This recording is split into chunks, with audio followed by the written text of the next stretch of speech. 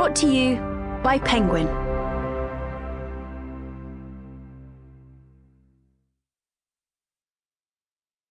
A Small Town in Germany by John le Carré. Read by Michael Jaston. Prologue. The Hunter and the Hunted. 10 minutes to midnight. A pious Friday in May, and a fine river mist lying in the market square. Bonn was a Balkan city, stained and secret, drawn over with tram wire. Bonn was a dark house where someone had died, a house draped in Catholic black and guarded by policemen.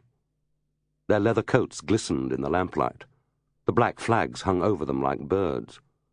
It was as if all but they had heard the alarm and fled. Now a car, now a pedestrian hurried past, and the silence followed like a wake. A tram sounded, but far away. In the grocer's shop, from a pyramid of tins, the handwritten notice advertised the emergency. Lay in your store now.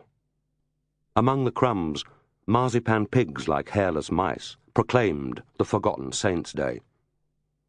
Only the posters spoke.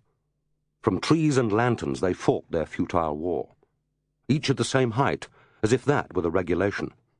They were printed in radiant paint, mounted on hardboard, and draped in thin streamers of black bunting, and they rose at him vividly as he hastened past.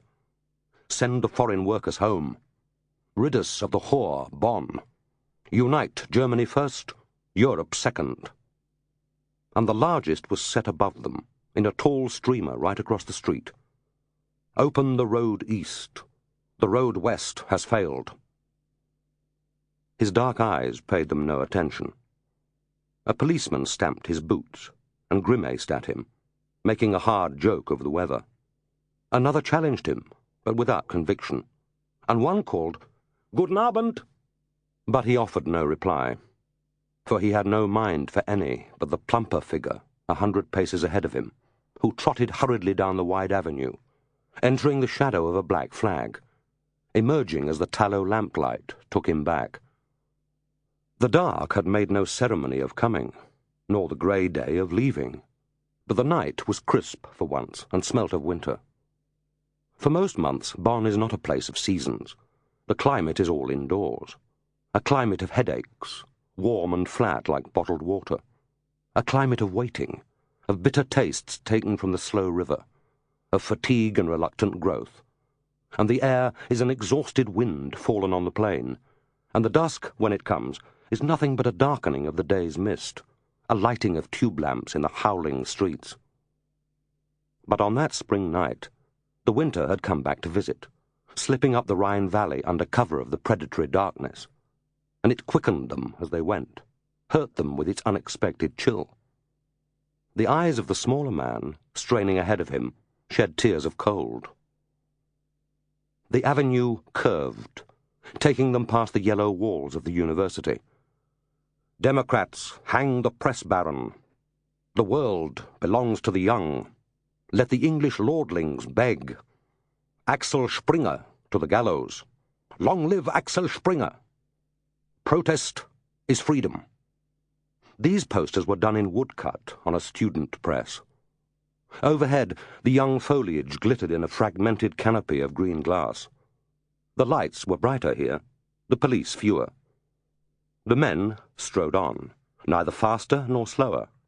The first, busily, with a beadle's flurry.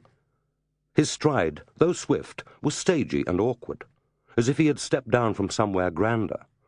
A walk replete with a German burgher's dignity. His arms swung shortly at his sides, and his back was straight. Did he know he was being followed? His head was held stiff in authority, but authority became him poorly. A man drawn forward by what he saw, or driven by what lay behind? Was it fear that prevented him from turning? A man of substance does not move his head. The second man stepped lightly in his wake, a sprite, weightless as the dark, slipping through the shadows as if they were a net. A clown stalking a courtier. They entered a narrow alley. Sample complete. Ready to continue?